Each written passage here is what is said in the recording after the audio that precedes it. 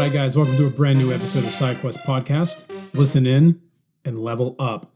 I have a great episode for you today, but first, as always, let's get through the show notes.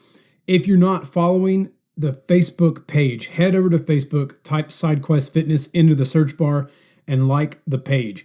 There, you're going to get updates on podcast episodes, articles when they get posted, and you're going to get a brand new taco recipe every Tuesday for taco camp. Plus lots of other shenanigans and nerd talk throughout the week, so make sure you head over to Facebook. You can follow me on Instagram. My handle is SideQuestFM. If you want to see some cool videos and random stuff on Instagram as well, you can follow me on Instagram, same handle, SideQuestFM, or follow me on Snapchat, SideQuestFit.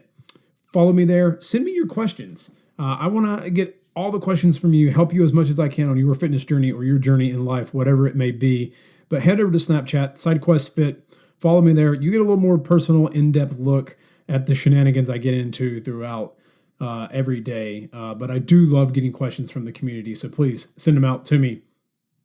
If you have not left a review for the podcast, please head over to iTunes. If you're not listening on iTunes and you listen on SoundCloud or Stitcher, leave a review there as well. When you leave reviews, it helps me move up the charts on the iTunes store so that more people can see and hear the amazing guests that I've had on and have on each and every single week. So make sure you head over there. And don't forget, if you haven't picked up your copy of the 7 Principles of Fat Loss, head over to sidequestfitness.com/7 principles, and you can pick up your copy of the 7 Principles of Fat Loss. These are the same 7 principles I follow each and every day and teach my clients to help them shred away more body fat, unlock heroic strength, and just look better naked. So if you want to unlock strength or just look better naked in the mirror, head over again, grab those 7 principles of fat loss, and start following those today.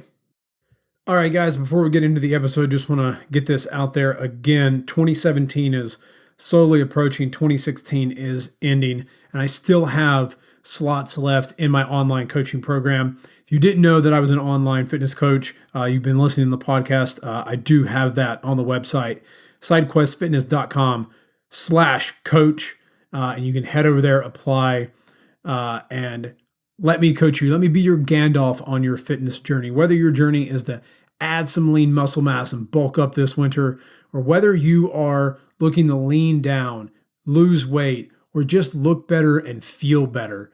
Whatever your goals may be, head over there. Let me coach you through it. Let me help you unlock the hero hidden inside of you. This episode is a little personal. I'm going to get into some personal stuff in this on diet and nutrition and why I do what I do, my values. I had a conversation with my wife and trying to clarify some things. We got into some stuff. And then I was talking with a listener, one of you guys, an email subscriber, and we were talking about diet and nutrition and how we view ourselves and our values and why we do what we do.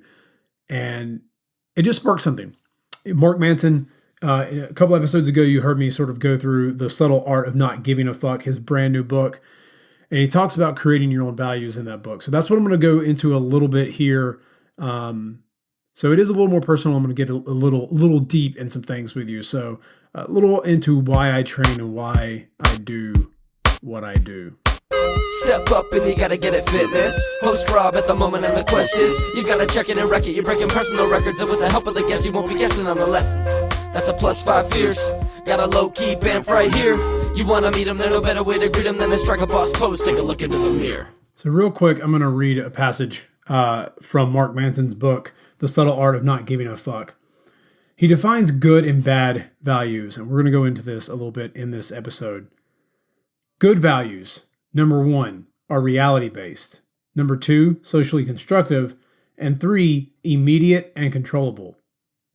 Bad values are number 1, superstitious. 2, socially destructive. And 3, not immediate or controllable.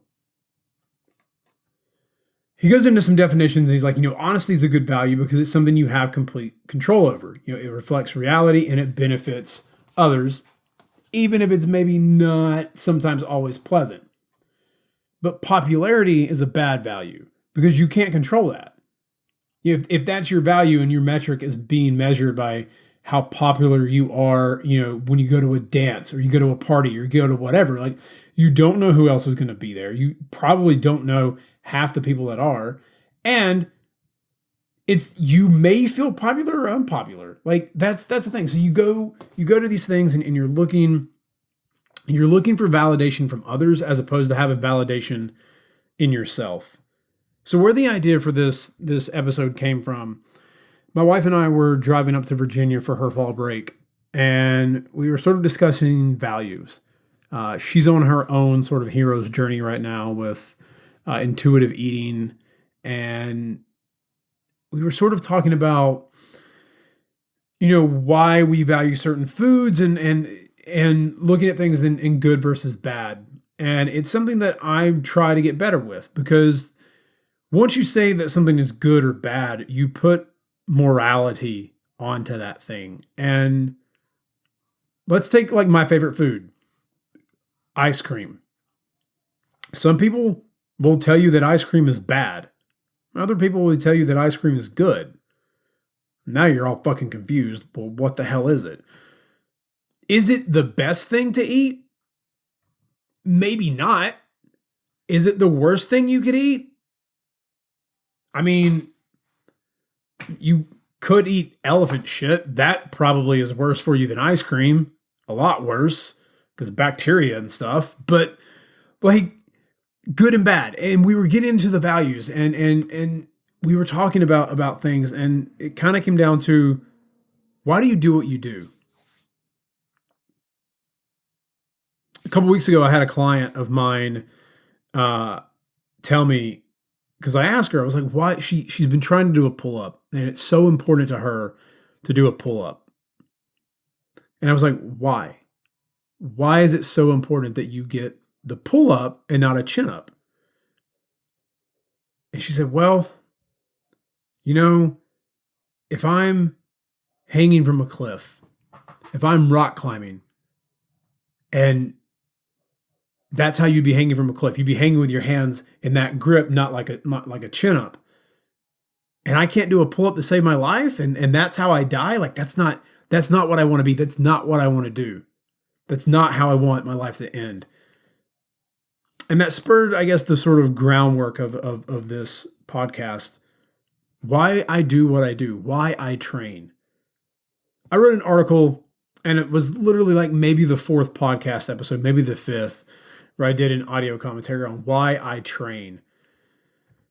Some of the reasons were good, others were not. Like one, surviving the zombie apocalypse. I mean, I just assume if that happens, I'm probably in good enough shape to survive the zombie apocalypse. I also know where the Walmart is and where the gun shop is in town. Like, it's the one thing in The Walking Dead no one's done. Like, Rick Grimes, you are the sheriff of a county. How in the fuck do you not know where the Walmart is, or where the crazy, like, redneck dude is that has all the guns? Like, why is that not the first person's house you go to? I just, like, that blows my mind. But I digress. I wrote things like, for health, because I like it. I want to look great naked, which is very true, and I'll come to that in a minute. It's me versus myself. It challenges me. It better prepares me for the unknown. If I'm in a car accident someday and just randomly a car lands on top of my wife, like, I'll be damned if I don't Hulk out and lift that thing off of her. Like, if I'm not training for those things, then I'm doing a disservice to myself, and I'm doing a disservice to our marriage and all this stuff. Like, that's what I was writing. But it made me think a lot more, like, why I do what I do. And then I had this email conversation with a listener, an email subscriber, and we were talking about diet, and how he's trying to just eyeball and do this, but he still feels a little guilty and a little like he's not achieving, like he's not doing what he should do. He just feels a little ashamed when he's not tracking, but it's become too stressful and it's too much, and he's trying to find an easy way. And I'm just going to read what he sent me, as we were discussing. Robbie, thanks for making me feel like I'm not alone in this. And that's what I appreciate most. I don't know about you, but there's a lot of times that my friends and especially my family just don't understand that I have different goals or higher levels of standards for myself now from a fitness and body image perspective. And it can be really tough to maintain that grit to carry on and trust that it's worth it in the end to just simply pay more attention to what I put in my body than 95% of the people I know.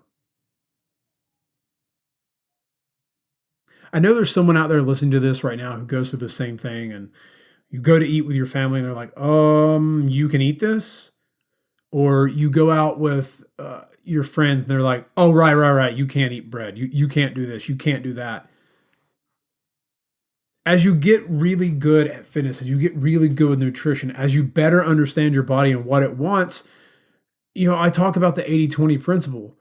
When you do the 20% and you go crazy, people like freak out. They're like, oh my God, you, Mr. Fitness, like you're doing this? Like, isn't this against everything? Yeah, maybe it's against everything you see me do 80% of the time, but this is one time, one day, one weekend. It's not going to hurt your goals overall. And still people freak out. So we don't. Do those things. We don't go out and have the fun. We don't enjoy these foods. And then all the foods that we say are bad, people go, oh, but that's bad for you. Then they see us eat it, and it really fucks with everyone's mind. So what I told him is, I'm like, look, you're not alone. And I agree with you. It is hard. It is hard with family when you know what's valuable to you, what values you have, and others don't see that. Because usually what happens is when they see our commitment, they see our desire, they're really mad at themselves. They're not mad at you. And when they make fun, it's their defense mechanism for being mad at themselves and feeling like they can't. But you can. It takes work, it takes time, and you get better as you do it. But it really made me think when he wrote that, like, why do I do what I do? And I mentioned in the community questions episode of October, like I do this, I track every single day because I ask my clients to do it. If I'm going to ask my clients to do it, then I should do it. Yes, I know how to eyeball. And yeah, I eat pretty much the same stuff every day. My diet doesn't really change. I'm not eating crazy stuff. But I track because it's important, because it's something I coach my clients through. And I believe as a leader, as a coach, I should be doing the same thing my clients are doing. Yeah, I will have weekends and I will go crazy, every once in a while. It happens. I did it in Texas. Barbecue for days, and my body just wanted a salad by the end of it. I do all of that too. We're all human. We all have mistakes. And that's one of the big things Mark Manson talks about in his book. Like, fuck trying to be perfect. That's why the 80-20 principle works so well. Because even if you think about it, 20% of the year, as I covered it in a podcast before, it's like 2.5 months. And after a few days of eating like shit, you don't want to eat 2.5 months of shit. But it is tough because we have these pressures. People put us into this box and they think that that's where we have to stay. But it's still tough for me. I still, even on those weekends, I still deal with like, oh man, I know this isn't what I'm supposed to do. Even though in the back of my mind, there's a little voice going, hey, you're human. It happens to everyone. I still get guilty. I still feel shame for that. I shouldn't. But growing up, being overweight, being the fat kid, like when I was a kid, I remember being in 3rd grade, I was 70 pounds and all my friends were like 50 and they called me fat. They made fun of me. What's up, Tubby? Tubbalard? Fat boy? Looking puffy today. That shit fucking hurts. And it's probably a huge driver of why, like, my entire life I was Screech, and now that I sort of look like AC Slater, I'm like, I don't want to let that go. I don't want to let it go. So then I freak out when I go over my calories. I don't freak out, but like I have those thoughts. I don't wash them off as easy as I should. And I know some people will be like, well, you're just trying to be vain, and you sound kind of vain. But I think vanity is okay. I think vanity good vanity, radical vanity, like vanity that makes, like, that, like, you looked at this one way before and you don't want to go back to that. You were at point A, now you're at point B, and you're really fucking far away from point A. You don't want to go back, and that's okay. That's cool. You just got to learn to have more balance, and you got to learn to be comfortable with the gray that pops up every once in a while. But what I told this email subscriber is, I think it's hard to say a lot of those things to the people we love and the people we care for, and say, hey, look, I'm not eating the stuff, Grandma, that you have out, because it's important for me to stay on my diet, because I've reached these physical goals that I didn't think I could get to, that I got to, and I'm so proud of my hard work. I want to maintain that. And I know this one meal would be fine, but I have goals right now, and I'm really trying to focus on those goals. And I'm sure Grandma would be like, well, I'm very glad you're focused on your goals. And Grandma probably wouldn't care. She'd put her arms around you and probably say she loves you, and you'd be all right. But it's still hard because we're afraid of sounding vain. But I don't think we are. Because I know what it's like. And some of you know who are listening, you know what it's like to be overweight, to be less confident, to want to be better than you were before.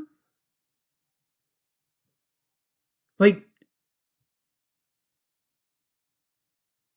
it's hard as you get older, because I see someone like my dad, and my dad is a diabetic, and it's diabetes he could control if he exercised more, if he controlled his diet. But his eating habits haven't changed, because now he can just put a needle in his side and put his medicine in and do all this. And maybe being a little vain has taught me a little bit more about control and looking at things. But I see that and I think, man,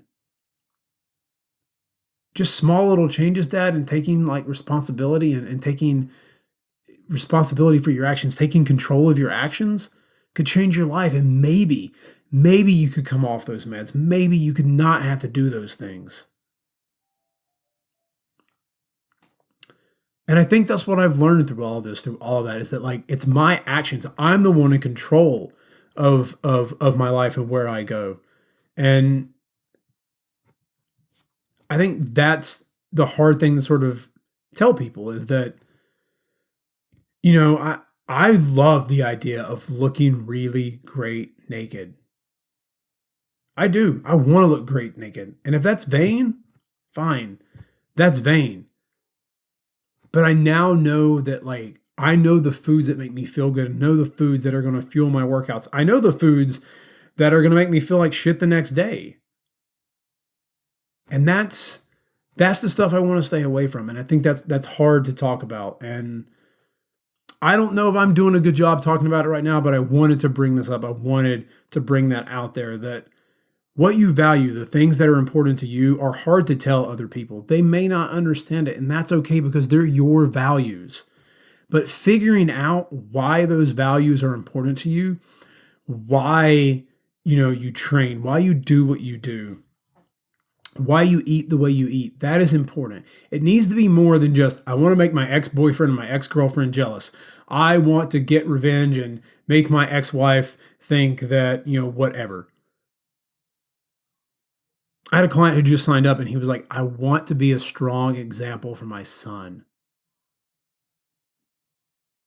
Now that's a great reason to start training. That's a great reason to start getting stronger, to be an example for your son. I don't have kids. I understand that. But since I've gone through this journey, since I've started to get fit, I've had numerous people come up to me and be like, I just wanted to tell you, you were the inspiration for me getting started. You could be the inspiration for someone, and they may never tell you. You may never know it. Not for years down the road. But you could be that example for someone. People will see it, and yeah, people will make fun of you. But they're values that mean something to you. So yes, for me, eating the foods that I know will keep me lean and keep me strong are important to me. It doesn't mean I don't have Ben and Jerry's. It doesn't mean I don't have a weekend where I eat all the ice cream or pizza or whatever. I still have those weekends. but I'm on point 80% of the time. I'm living my life through the values that make sense to me, the things that are important to me. And a lot of that is practicing what I preach. It's important for me to practice what I preach to my clients. If I want to ask them to track, I should be tracking as well. A few other reasons why I train, why I do what I do. Strength. The stronger you are, studies again show the longer you can live. And I want to live a long life. I want to live a long, healthy, happy, content life. And strength will help that. I watched my wife's grandmother barely able to get up out of a chair at Christmas. Barely able to move. And yeah, she's 92 and she's got a lot of years on her, but she scuttles. People have to help her across the floor, and it broke my heart. Like I don't want to be like that. I want to be strong. I want to be mobile. I want to rock the world when I'm like 80 or 85. I want to look good naked. I was unconfident. And once I lost that, once I saw what my hard work could do, once I saw what my hard work could lead to, that's what instilled a lot more confidence in me than any other time in my life. Because I knew if I took control of that one aspect, I could take control and start this podcast. I could take control and start a business. I could take control and be a better husband. I could take control and do so much more in the world because of that one thing. I took control of something in my life and created something I didn't think was possible. I didn't think I could get abs. I didn't think I could look muscular. I didn't think I could do a lot of these things 12, 15 years ago. Because I told myself, no, that's just not who I am. That's not what life has for me. And that was bullshit. I told myself a bullshit story that did not mean anything. Training keeps me mentally resilient, keeps my mind going, keeps my body focused, keeps my blood pumping, keeps everything going and operating at the same time. Those who have listened for a long time probably know that at some point, and my wife asked me this in the Bizarro episode where she interviewed me, I wanted to be a minister when I was a kid. That's what I thought I wanted to do. Your body is a temple. It's a verse from the Bible. Your body is a temple. And think about houses that you see that are beautiful on the outside. They look great on the inside. They're well taken care of. You got to take care of your house. Got to take care of the house that is your body, because when the house is operating great, everything else falls into place and operates even better. Keeps me prepared for the unknown. I have no idea what's going to happen. I could come off I could be hiking, go down a rock slide and break my legs, but I could be strong enough. A car could fall on top of my wife. I got to lift it off of her.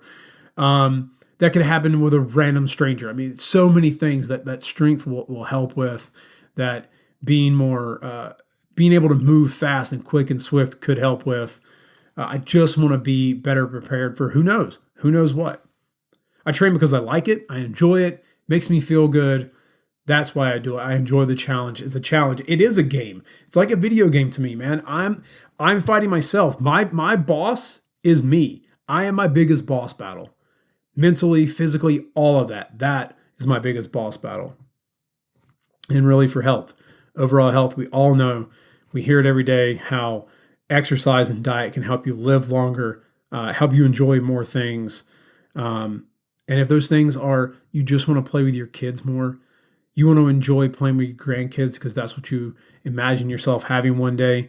If you want to play with your great-grandchildren, because you've always wanted that, you've just imagined that's what it would be like when you're 85, strength and fitness and exercise will help with all of that. You just want to feel better. You want to look better, whatever it is. Getting stronger, getting leaner, getting in better health will help you no matter what. Really, that's it. Those are the values. That's what I want. And that's sort of where I wanted to go with this podcast and where I felt like taking it. I'm still learning. Things are still changing. I'm still developing. I know there's a lot for me to learn as a fitness coach, as a person, as a man, as a husband, as everything. But those values are important to me. So I challenge you to think about what is important to you. I'll bring up a quote again from Mark Manson's book. What are you willing to struggle for? What do you want to struggle for?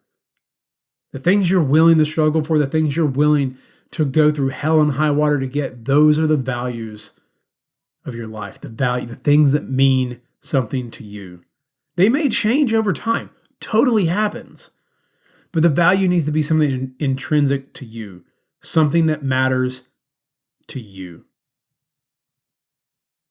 So the next time you're out with friends, you're out with family, and they're asking you about your diet and they just don't understand, just be like, look, this is the value. This is important to me. It's important to me that I look and present the best version of myself that I can to the world. Because when I do that, I'm more confident.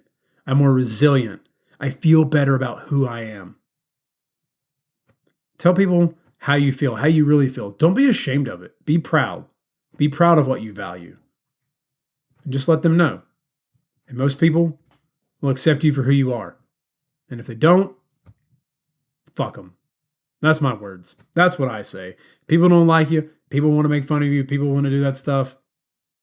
Fuck them. You. Be happy with you. And always go after the things that mean the most, your values in your life. All right, guys. It's time to end this episode. Now get out there. Be awesome. And kick ass at life. Step up and you gotta get it fitness. Host Rob at the moment and the quest is you gotta check it and wreck it. You're breaking personal records and with the help of the guests you won't be guessing on the lessons. That's a +5 fierce. Got a low-key bamf right here. You wanna meet him, there's no better way to greet him than to strike a boss pose. Take a look into the mirror.